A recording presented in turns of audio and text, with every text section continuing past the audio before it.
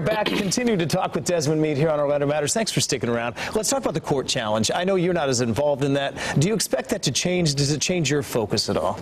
That would not change our focus. Yeah. We are laser focused on people.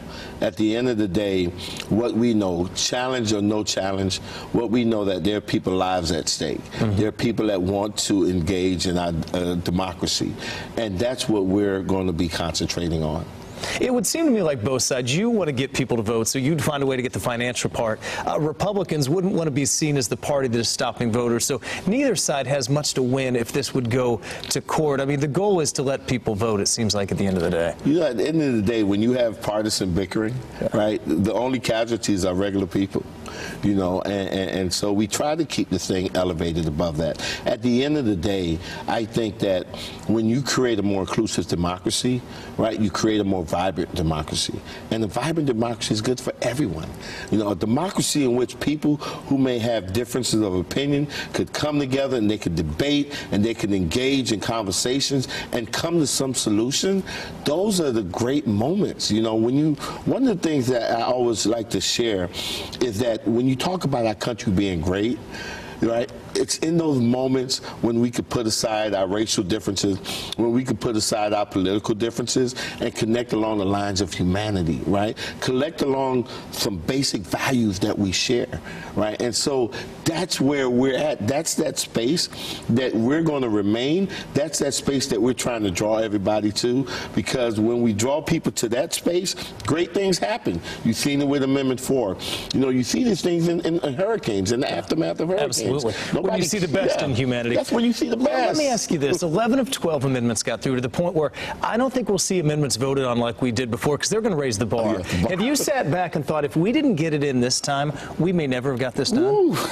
Yeah. I was like, God's timing is perfect timing, you know, because there were, you know, I remember when we first started, we were considering when was the best time to actually run the campaign. And I'm so glad that we decided to keep pressing forward and not delay it. And so I think, we're fortunate.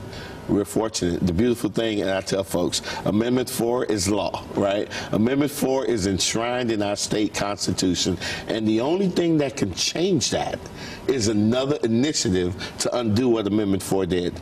And now that the bar is high, I'd like to see that happen. That's a big bar to climb. I want to finish with this, just about a minute left. You have been very passionate since 06, getting involved with this. It was your life experience that got you, not out of your life, but even into public service.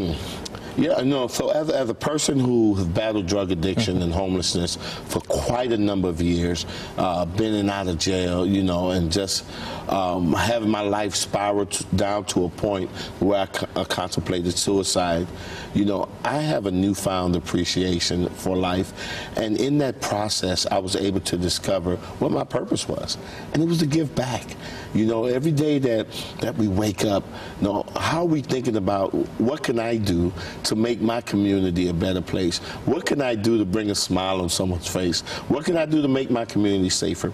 And so that experience that I went through really prepared me and launched me into this life of community service and giving back. That is, at the end of the day, whether it's Amendment 4, whether it's something else, at the core of what I do. And I tell folks, if love is not at the center of what you're doing, then you need to question what you're doing, you know? And at the core of it is that love, and the love for my community, love for my fellow man, you know, love of returning citizens. I just want to make our society a better place to live. For someone out there that's watching, what website would you direct them to learn more about this process? Yes, so we got the vote.org is a website that we launched specifically for the registration process and to help people pay fines and fees. And folks who may have questions about whether or not they owe fines and fees, they can also go to the website and we'll be able to respond to them within 24 hours to help give them guidance on finding that out. Well, Desmond, you have been honored by a number of organizations for this. I know you didn't do it for that, but congratulations. Always appreciate you having you on. It's great to see you. I appreciate it. Thank you. Thank you.